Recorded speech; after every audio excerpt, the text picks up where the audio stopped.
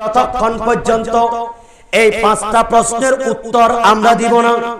এক নাম্বার হচ্ছে আন উমরিহি, তার বয়স, ফিমা আফনাহু, তার বয়সটা কোথায় কাটিয়েছে। এই মানুষ 60 বছর, 70 বছর, 80 বছর জীবন পাওয়ার পরে এই জীবন কোথায় কাটিয়েছে, তাকে অবশ্যই এর জবাব দিতে হবে। দ্বিতীয় নাম্বার ওয়াশাবাবিহি, এবং তার যৌবনকাল, যে 18 বছরের যুবক, যে 12 বছর থেকে 18-21 বছর, এই সময় তরুণ বয়স, একেবারে যেই সময় চিন্তা শক্তি অনেক উন্নত, চাইলে সারা রাত ইবাদতে কাটিয়ে দিতে পারে।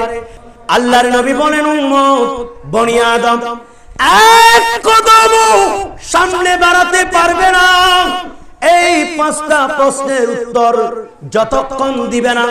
তার জীবন কোথায় কাটিয়েছে।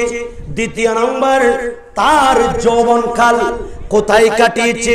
তৃতীয় নম্বর, ওয়া মালিহি, তার সম্পদ, ফিমা ইকতাসাবাহু, কোত্থেকে সে উপার্জন করেছে, তার আয়ের ইনকাম সোর্স কি, তার আয়ের উৎস কি, কোন খাত থেকে ওই ব্যক্তি টাকা ইনকাম করেছে, কোন রাস্তায় সে খরচ করেছে, তার আয়ের উৎস কি, ব্যয়ের উৎস কি, ইনকামের সোর্স কি, ব্যয়ের সোর্স কি, কোন পথে ইনকাম করেছে, কোন পথে ব্যয় করেছে।